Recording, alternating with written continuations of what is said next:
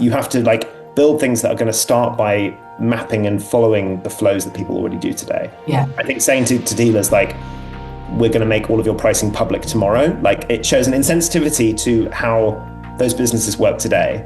And unless Yeah. everyone's doing it, like you're never going to succeed on that basis. This is The Bigger Picture, an inside look at the businesses that make the art world work and the stories behind the people that shape them. This show is brought to you by Arcata, the leading due diligence network specifically built for the art market and trusted by over 450 members.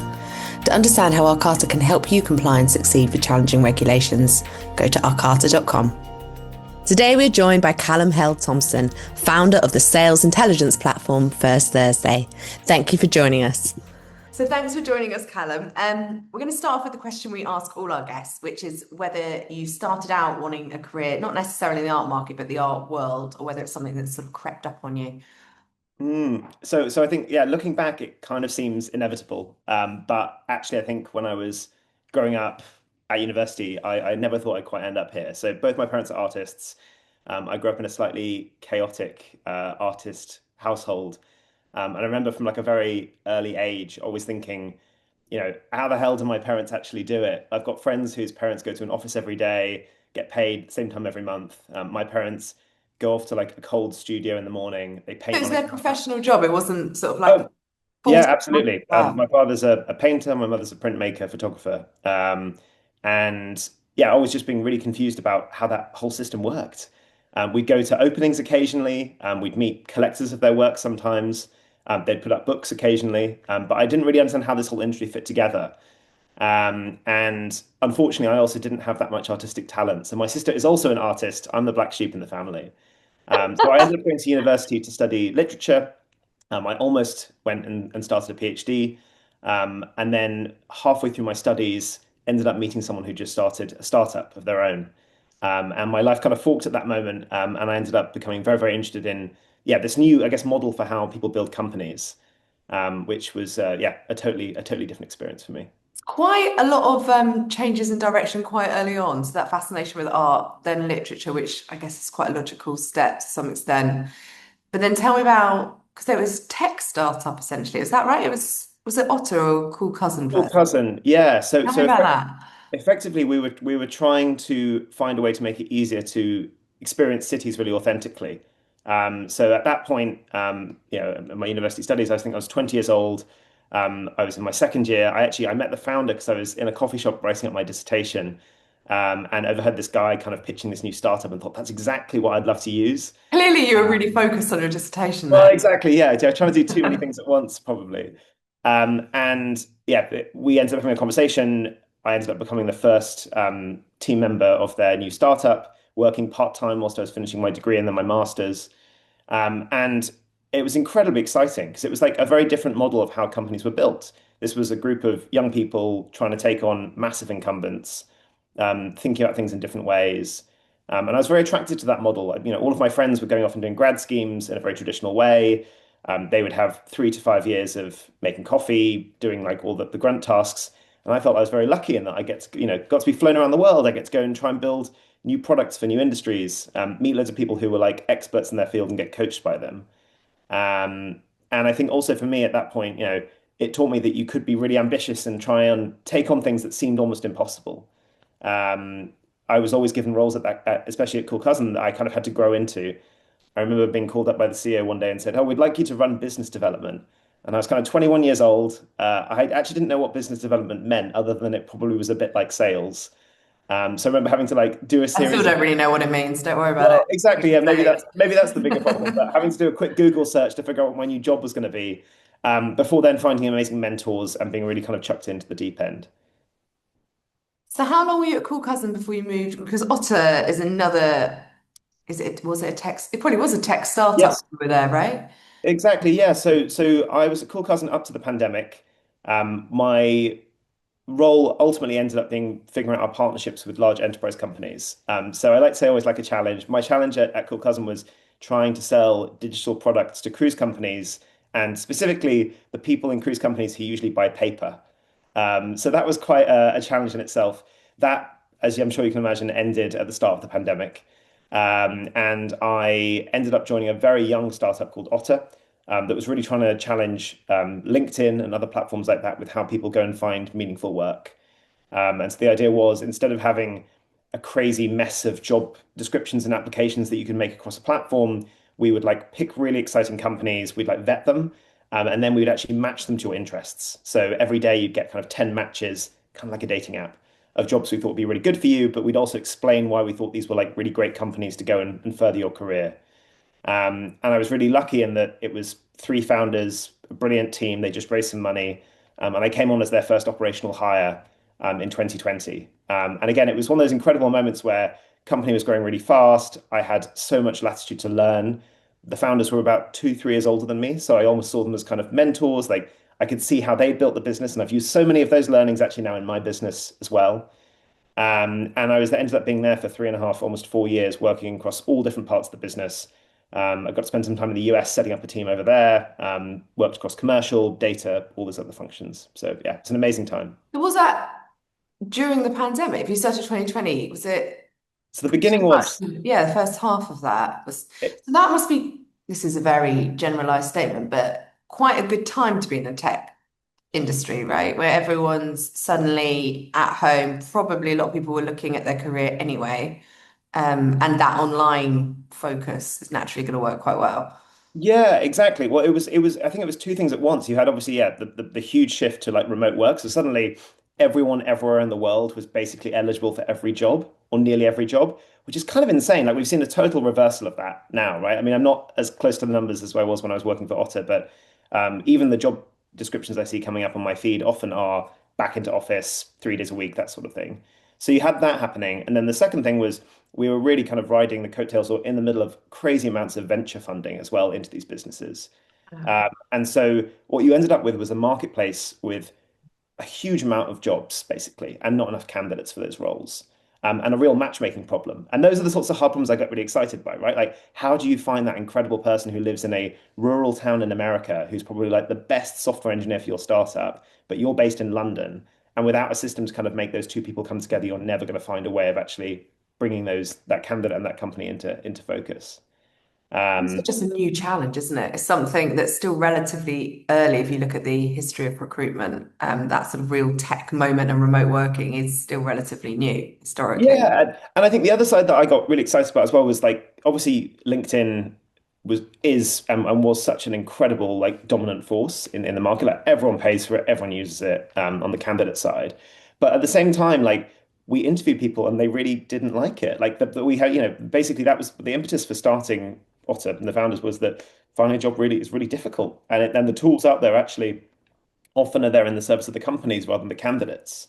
And I think that focus on like trying to make it work for everyone was always really inspiring to me. Trying to build tech in a way for good, to actually make the experience of finding probably one of the most important things in your life that bit easier, right? Finding a meaningful career is one of the most important parts of what we do every day. And yeah, and so I found that mission very, very attractive, I guess, and really wants to work on problems like that. And talking about, well, not problems. My question is kind of twofold, I guess. What was it that then made you go, I want to start something on my own? Was it a problem you spotted in the art market, for example, or was it you enjoy that kind of modeling, that investment, that shaping something new, or a combination probably of both? Yeah, it's probably a few different things. And again, like I think in the moment I probably couldn't have told you, but now looking back, it all kind of fits into place. So even as a kid, like I was, I guess, quite entrepreneurial. So I was always setting up little businesses, trying to sell things to my friends. I Kid in the actually playground selling sweets, right? literally, yeah, trying to, make a bit of extra pocket money.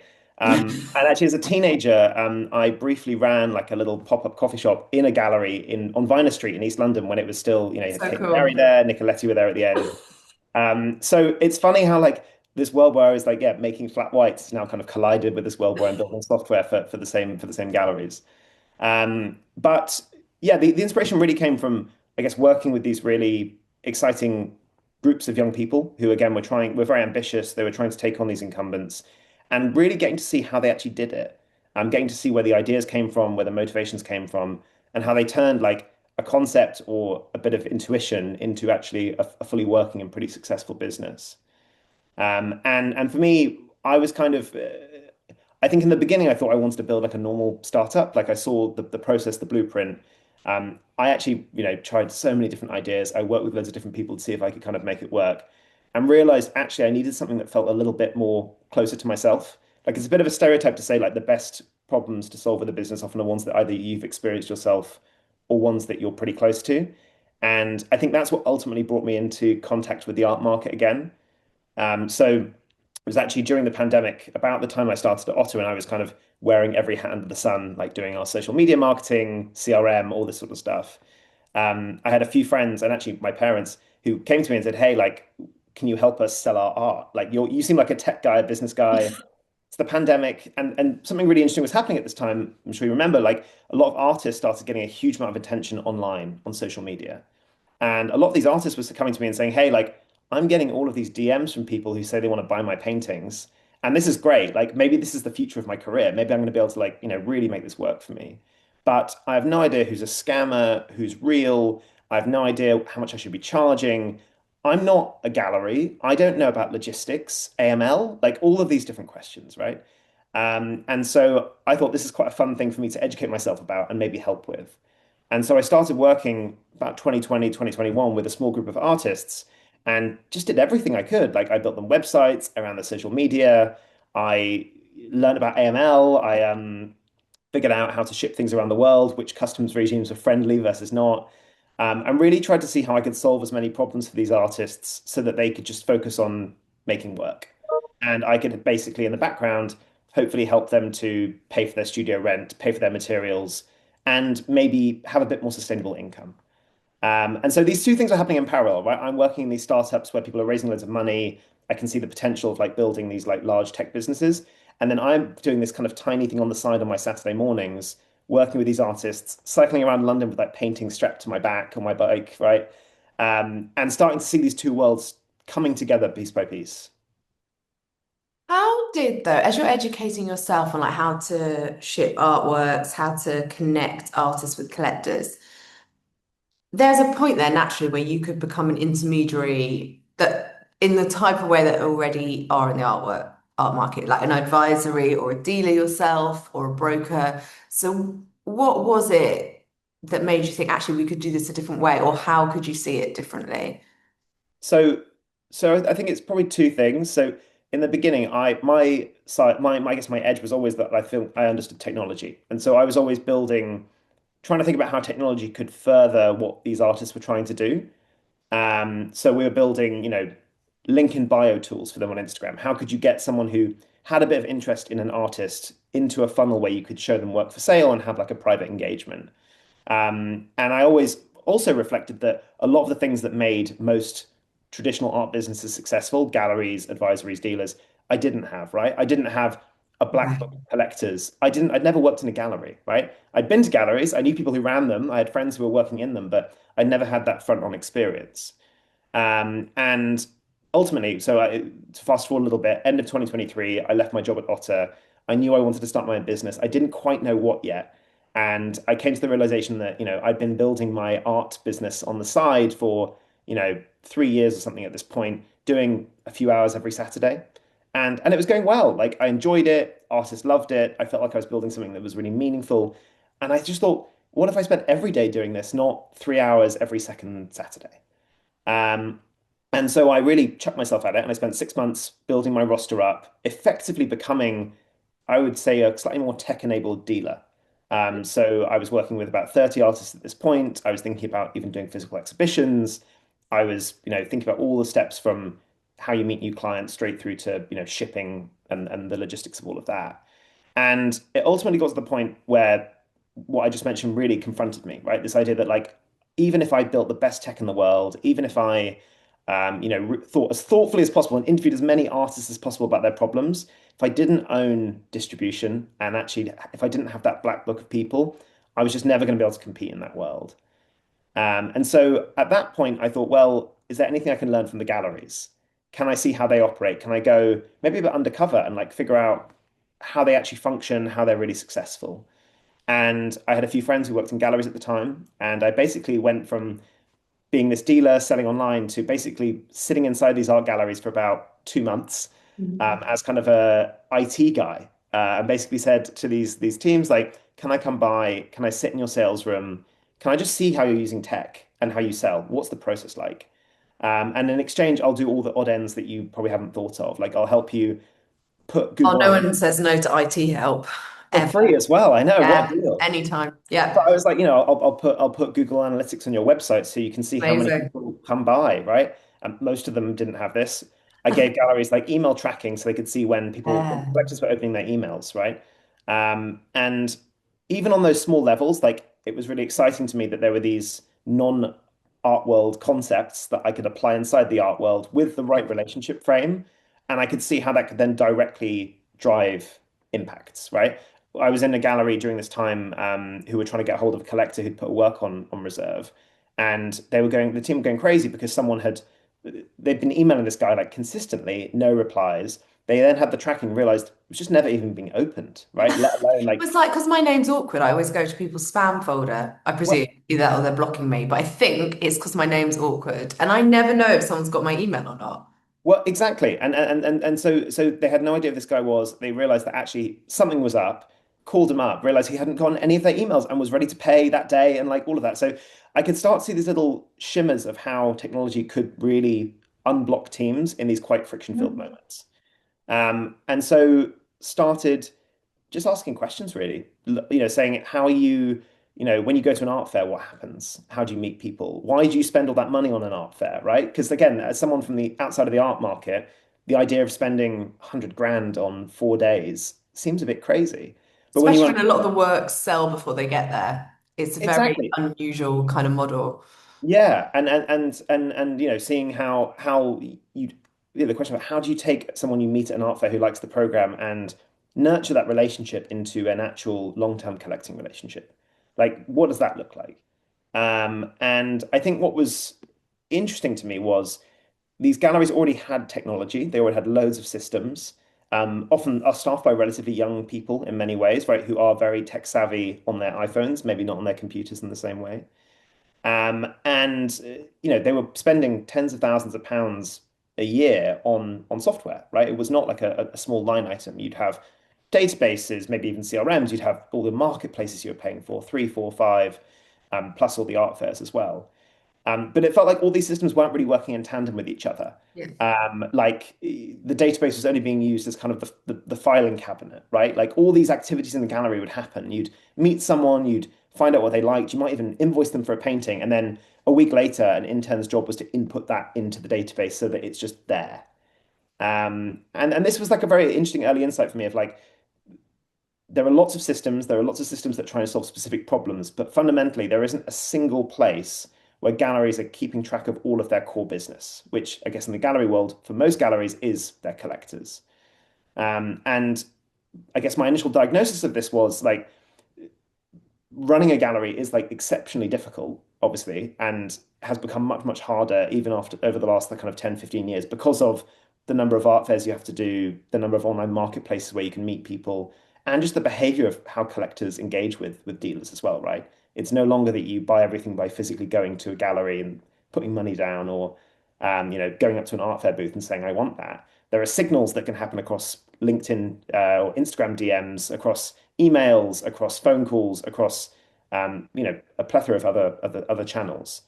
And so I started to think a bit about, well, how can we take all of the things that right now are not going into that system, that are like being done on pieces of paper, or they're being kept in like the director's notes app on their phone, or they're just being forgotten. And is there a way to build some technology that doesn't try and tell galleries they have to behave differently? Because I could tell very early on that they weren't going to do that. But instead, like just followed those journeys and made them a bit easier. Oh, So that is, I fundamentally the concept of First Thursdays. Is that right? I'm sort of putting that on you, but if you had to yeah. explain to someone who perhaps doesn't even have experience of the art market, the elevator pitch, how would you describe collector intelligence? Which I think is the kind of phrase. That's effectively we're trying to refocus the role of gallery technology around relationships, which is the fundamental, I guess, glue of the art market, right? And we're trying to build software. It doesn't just store information like data rows about people related to your gallery, but it really helps you to understand them better. And we saw, yeah, many of the conventional systems in the market are much better at just holding that information in the corner and you can go in and retrieve it when you need, but they're not really telling you anything about how your business actually works. Mhm. And so what we do is, yeah, we bring together everything you know about a contact, a collector, like where did you meet them, but how many times have you met them and what different locations? What do they like? But not just like what artists do they like, but what specific artworks have they shown interest in over time? Where was that Yeah. price point, medium? All these little kind of signals and hints that can be very helpful.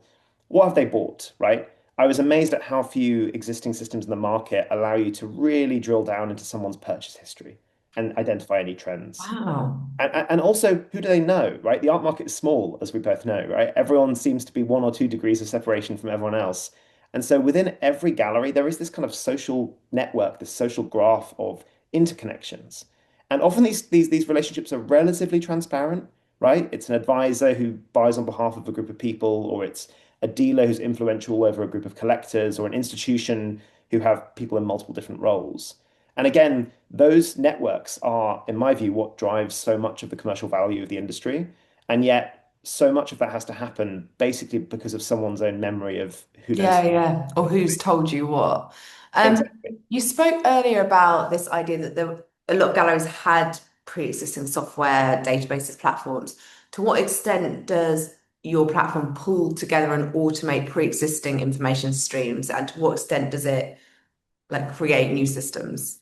Yeah, so we have to do everything basically, right? So we're trying to become the one place where you go to find out about a person in the gallery. So whether that's someone who's a curator you've worked with in the past or a collector who bought from you 20 years ago and has just inquired again via your website. And it's a pretty difficult problem because often galleries will have been through multiple historical systems over the Mhm. last 10, 20, 30 years. Yeah, Many of sure. them pretty rudimentary. You also have the problem of many systems in the art market not integrating with each other and not wanting to talk to each other. Partially, I think, because of technological issues and partially because of commercial issues, right? Every business in the art market is really trying to like build their own silo and be their own platform that everyone uses everything from. And so we're just ultimately trying to be this layer that can take all that disparate information that a gallery either has to spend huge amounts of time bringing together Mhm. or that they're just not doing because it's too hard, right? So that when you meet someone new at Art Basel, you immediately know, oh, that's someone who actually bought from us 10 years ago and spoke to my colleague who's not here this time and who was interested in 5 of the artists we're showing here. And that doesn't happen, today for most galleries, that's a WhatsApp message back to HQ, an intern on your system doing a bunch of searches and a quick debrief that happens probably 20 minutes after the person's left the Yeah, booth. sure. Yeah. Whereas we think that information should be accessible right at the moment you meet them, or right at the moment that email lands in your inbox. Because that's when it's going to be most commercially valuable to help you actually like make the deal happen or make that relationship deepen. It's interesting because hearing you talk, one of the challenges or criticisms, I guess, of the art market long term has been about the level of opacity and the fact that it's so relationship driven. And one of the concerns the market's had around technology is that it makes things too transparent and perhaps in some way disrupts that reliance on human relationships. Whereas I think what you're trying to bridge together is the tech's actually facilitating that human relationship more. But in terms of transparency, there isn't a sense that your platform's trying to solve, I guess, that broader challenge of the art or criticism leverage against the market around the lack of transparency. It's not a tech to try and make things more open about how people are working Not what I would say, not from a kind of taking information from galleries and making it public or trying to kind of surface or pulling it things all more together. widely. Yes. Yeah, and I think the art market is probably decades away from being able to operate in that way. I think that was a really interesting early learning for me, right? So often the approach of startups or tech companies is you take a bunch of like practices or heuristics in a given market and you try and apply them to a different market where that adoption hasn't yet come through. And I mean, the number of pitch decks I've now seen about people trying to like disrupt the art market, it's kind of like I mean, I'm sure it's someone who's worked in this industry for many years. You've probably seen many as well, but it it does operate differently to other industries. And I think I was quite against that sort of definition in the early days because I didn't want to believe that there were like different practices because that makes it much harder to build in. But I do think that in order to successfully integrate technology and let the market benefit from what it can do for every segment, from like again dealers to curators to foundations. You have to like build things that are going to start by mapping and following the flows that people already do today. Yeah. I think saying to dealers like we're going to make all of your pricing public tomorrow, like it shows an insensitivity to how those businesses work today. And unless Yeah. everyone's doing it, like you're never going to succeed on that basis. And on that, I work a lot, I guess, right about regulations, and everyone's always like, oh, the art market doesn't want to change. And similar things have been said around how quickly or not the art market's embraced technological change. Yeah. I mean, I think the pandemic gave everyone a bit of a kick, but you've worked in tech in other industries. How eager or willing do you find the art market to sort of embrace these new platforms? As you say, a lot of them have platforms. Is it a lack of willingness? Is it skill? Where are you on this? So yeah, it's definitely true that galleries are much slower to adopt new tech, right? That's I don't know if I want to put like years on it, but it probably is like 5 to 10 years behind most other industries, right? Um, Wow. and I think what I've often seen is galleries are not going to be the first adopters of anything new, any new shiny bit of tech. They want to see it first adopted outside of the art market and basically become commonplace. And then they want to see, I guess, their peers in the art market using it, and then they'll adopt it. So there's kind Is of that a multiple levels. confidence thing or a lack of skill or the fact that teams are so tiny they can't afford to take risks? I think a bit of those pieces. I think there's also two other kind of parts that I often come back to. I mean, the main one is that, and this is also linked to your question around transparency and the way that the market is so relationship driven. I think the art market is uniquely like people first, technology second. Now, if you look at lots of other industries, like I was working in job search, right? Job search, like traditionally, it was the purview of like recruiters. It was just individual recruiters who go out, put ads in magazines, and like literally hustle to like get leads through. That's basically now been wiped out by technology, right? An entire industry that has gone from being purely people relationship driven into 100% technology. I do not see the same happening for the art market, right? And we have the writing on the wall for many parts of it. I was looking at the UBS report on how online sales are now down to like what about 10% of Yeah. the market. I didn't realize it was, yeah, like over 20% even like 3 years ago. We're down to basically what it was pre-pandemic. And for me, that's an indicator of like online and more transactional, like e-commerce based sales were a response to a specific external Yeah. pressure, not a fundamental shift in how the market wants to operate itself. So I think in an industry that is like definitively like people and relationship first, technology can be a partner for dealers, but it's never going to take over their job. It's never going to be the thing that they get excited about waking up in the morning to go and use, right? And so I think for that basis, like the bar for using new tech, for switching, all of that is just much higher because it has to really fit with how they want to operate and how they exist in their businesses today. And I think the other part is like there is this inbuilt skepticism that I get all the time, right? I do think lots of galleries and dealers have had bad experiences with tech vendors, with people who came in from outside the market and promised so much and ended up kind of delivering probably so little. And again, I think a lot of that comes from the outside. Like again, I have people reach out to me all the time saying, can we talk about the art market? I want to build something here. 60 billion in annual revenue, like look at all this opportunity because everyone's still so old school and doing things in such old-fashioned ways. It must be so easy to like come in and build an app in 5 minutes and transform the space. And I think enough people have tried to do that, burnt bridges that, yeah, I think a lot of galleries are quite tired, I would say, of Yeah. kind of not quite tech bros, but tech people coming in and saying, I can solve all your problems for you without having a deep understanding of how they actually operate. They're probably like me as well. I spend I'd say 80% of my day trying to remember the passwords to all the various platforms I'm signed up to. Yeah. So Well, I imagine I'm one of the people that's a problem. It's interesting you mentioned the report, the UBS report, because in that as well, it talks about obviously the rising cost of overheads, galleries having to rethink their basic business model. And it's quite strong in the report, that this is a moment of rethinking the gallery business as a yeah, model. So arguably, well, probably tech that does help efficiencies and help make multiple systems work into one are going to be on the rise. I'm guessing that's what you're hoping, but is that how that's you're reading, like people that are engaging with you, what they're wanting out of the product? I would say so. I think the interesting dynamic, right, is right now is I think yeah, dealers are having to try and achieve more with less. So teams are getting smaller. Sales in many cases are going down for many galleries, but the external market pressures are only rising, right? It's only getting harder to actually run your day-to-day business. And I think if you chuck into that I think what I was alluding to earlier, which is like the idea, like it's never been harder to actually like even just manage all of the noise and signal you're getting as a dealer, right? Like all of those leads, all of those like marketplace inquiries, all those emails that sit in your MailChimp that you've just been like kind of leaving there for years. Like for anyone, let alone someone working in the art market, to actually like make sense of all that information and make it work for you and make it make money for you, like candidly, right? It's incredibly difficult to do that.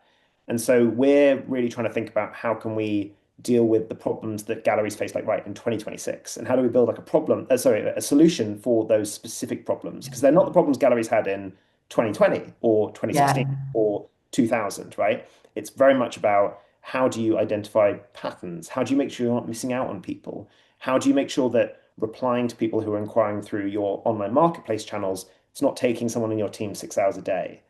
And I think if we can really demonstrate to enough galleries that there are better ways of doing this and that they don't just like save you time, because it's nice to save time, it's nice to have time freed up to focus on other things, but also unlock opportunities. I Hmm. think that's the balance we're really trying to go for.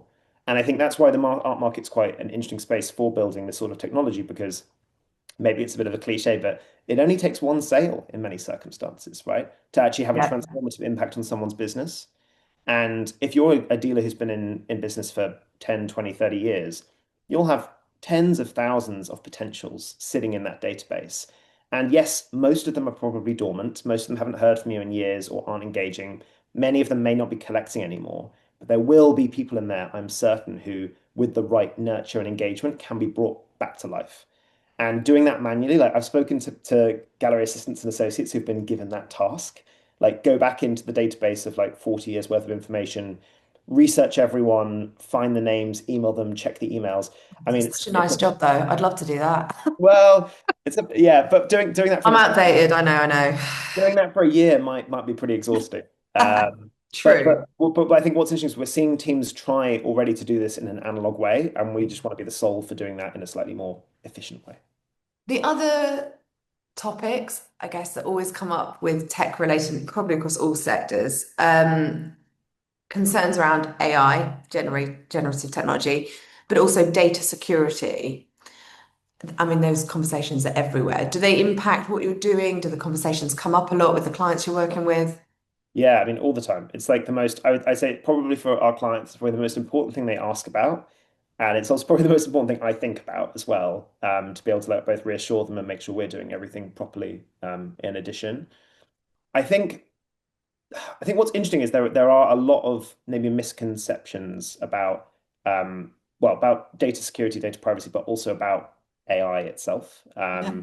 So we recently put out a report just about use of AI within galleries. We're very interested to see, well, basically came from personal experience. When I was first setting up First Thursday, I would like ask galleries about AI because it was the early days of like ChatGPT. Other Yeah. industries were starting to play around with it. It was very early. You start going to your friends, oh, have you heard of this amazing thing called Yeah, we were ChatGPT? like, yeah, I was like getting ChatGPT to like write songs about my Yeah. friends and stuff, and like stuff that like now you're like, wow, that was so basic, or do silly images or whatever. But I would ask galleries like, do you think there's any chance you would use this in the future? And basically everyone said, no way, like we're human first, like never going to touch this. I can't see it being useful, blah blah blah. And then over the years, like going to loads of art fairs, being in galleries with these assistants associates, you start seeing that little ChatGPT logo appearing on people's phones. And I started doing sales calls with people who would say, "Oh yeah, my partner works for, OpenAI, or like I use ChatGPT to organize my shopping," or it started basically filtering into every other part of people's lives. Starts being accepted, doesn't it, as a way of working or a tool of working rather than, Exactly, but again, I would still say the art market, as like from a top level, has still been very quiet about it. And so we did this survey to really try and figure out like what's actually going on. Like, is there a disconnect there? And the answer is broadly yes, right? So we found like it was like 84% of people we spoke to use AI at work, right? Which was much higher than I was actually expecting. hmm. And this was consistent across all sides of gallery, all locations globally. But what was interesting is the vast majority of those people were doing it all on personal accounts. So not on an account provided by that gallery. We found, I think it was 8% of galleries actually have some kind of policy around how you should use AI. Now, what's interesting about Wow. this is if you ask most dealers, how do you feel about AI and data security? They will say, very important to us. This is why we'll never use AI. We're really scared about data being lost. We're really scared about um, models using our data to train them, our competitors seeing our information, like all these really genuinely like important factors, especially when, right, your client base is your most valuable asset as a gallery. And then basically all of your staff are doing exactly that. They are using personal data from clients in like uncontrolled models. They're using the free version of ChatGPT where the information literally goes and gets retained by these technology companies and you have no control over it. And they're being used in ways that galleries have no oversight. So I think we're about to have a bit of a moment of reckoning, I would say. My hope is that it results in galleries taking ownership of the problem and saying, hey, like AI is being used. People are using it for press releases, they're using it to draft emails. It's going to stay because it helps us to be more efficient. It helps us to do fewer of the kind of painful tasks that take us time. But we have to have control over it. We have to like have a way of monitoring how our teams are using it. We have to have systems in place to ensure data is not being retained by third parties, that it's secure in our systems, that it knows who we are. So I'm hoping that'll happen. There is also a chance that galleries just like ban the use of it as well and say like, well, even if you want to, you can't. And to be honest, I think with the way the world's moving, that would be a real loss, I think, for the potentials that AI can bring, even if there are like lots of risks at But present. also leave those businesses out of sync with the way a lot of other industries in the economy are working. But that's a different challenge. Um, so I also wanted to, you are also a board member of Kunstbrook. So you are also sort of working in the public program of cultural exchange, which doesn't surprise me given your background, particularly with your parents being artists. But how does that fit with your day job, as it were? Yeah, so I think I met Simon and Sophia, who are the directors, a few years back as part of First Thursday. So Simon was working for a gallery that's one of our very early partners, and was following his journey for, well, for the period since. And I think one of the most exciting things about like building a business in the art market, again, compared to any other industry I've had exposure to, is how interconnected all these different wings of it are. Especially around like the kind of commercial versus the public and institutional side, but also the artist and kind of dealer side as well. And so yeah, I've always wanted to find a way to kind of be present across these different parts. I mean, in addition to doing this, I coach a number of artists. I still, try and help them out where I can when they're thinking about how to position themselves online, all this sort of stuff. So I'm always keen to kind of keep my awareness of all these different components. And my hope is that someday, either through First Thursday or through another business or venture or something, I'll be able to kind of, move back to the artist-led side as well, because I think some of my happiest memories really were like those days, as I mentioned, going around on my bicycle, like moving paintings around, seeing how happy I could make collectors by giving them an amazing experience that was connecting them back to an artist studio. And fundamentally like helping to make artists' lives easier because they have a pretty rough time much of the time. And as you say, it's quite nice to remember that original link with the artist and that experience, because I think sometimes when you work in the market, you get further and further away from or it feels like you're getting further and further away from the artwork, the more you're working on everything else that surrounds it. So, final question. We always ask if there's not necessarily someone starting out in a career, but they want a career in the art market and they're at some point in that journey. What advice would you have? Maybe not necessarily just focus on the art market, but what advice would you give people starting out with this journey? So I think the biggest advice I almost wish someone had given me this in the beginning because when you go into a new market, it's quite terrifying because there's so much you could know and so much that you can't uncover yet, right? I feel like it's still I've been doing this full time for like over 2 years now. I still feel like I'm like scratching the surface when it comes Also, to the art market likes looking like it's knowing and not necessarily handing over that information to ready. also true. You have to like beg for it, right? But my big advice I wish I'd received was definitely like start really small and make sure you're solving like real problems. It's so easy now, especially now it's so easy to build technology. Like I can go onto Lovable after this call and spin up like an app in half an hour. Like that's quite useful because actually, if you're not solving a real problem, you're just wasting time. And I think in the early days when I was sitting in those galleries and like watching how they were using all these systems, I didn't try and build First Thursday from scratch then. I knew that that would result in me misfiring, that I'd be solving problems I wouldn't be solving the problems my galleries cared about. And didn't have the education or background to really know what I was doing yet. So I started on something really narrow. I started like with how can I help you at an art fair when it's really busy and you want to get someone's name down, like that one specific thing, and then build out from there. So that was that's what I would definitely say. I think the other side, probably specific to the art market, is like just make sure you're really engaging with people first. This isn't really a market, I think, where you can do your desk research, ship a product, and then just sit back and wait for people to use it and pay for it. Um, it's easy to look at the figures, look at that $60 billion total and see dollar signs and be like, wow, how are we going to get the classic start thing? How are we going to get like 0.1% of this market in 12 months, right? It's not going to work. So I think making sure that you're actually like cultivating those relationships early on makes a huge difference. Like the people who I asked if I could go and sit in their galleries in early 2024 are the people who are like both still my customers now and my greatest like evangelists and referral like leads as well. So cultivating those relationships over time, and also, sorry, friends, I should say. I like how they're last on your list. Yeah, exactly. That's useful and then friendship. No, but like I think that's the most important part is like make sure that you are like building something that's genuinely useful that solves real problems, but also that you're doing that journey of discovery through people. Because First Thursday has grown off the back of like I would say a handful of people who've been huge advocates, used it early on, really believed in what I was trying to build. And it wouldn't exist again, I could name like 10 people who it wouldn't exist without. And again, I don't think that's the case with most other industries where, especially in the tech world, you can pay for adverts and, put some stuff up on the internet and hope that people will buy it. That's not going to happen in this space. brilliant. Actually, quite a lot of people always reference their friends or mentors with this question, so it's nice to have. Anyway, thank you so much for your time. I know you're really busy and it's a Monday morning, so I'm sure you've got a very full inbox, but we really appreciate your time. Thank you. Great to chat. Yeah, thanks so much. Thank you for listening. You can follow and subscribe to The Bigger Picture wherever you get your podcasts. And to learn more about this episode or to reach out to us directly, please visit us at arcarter.com.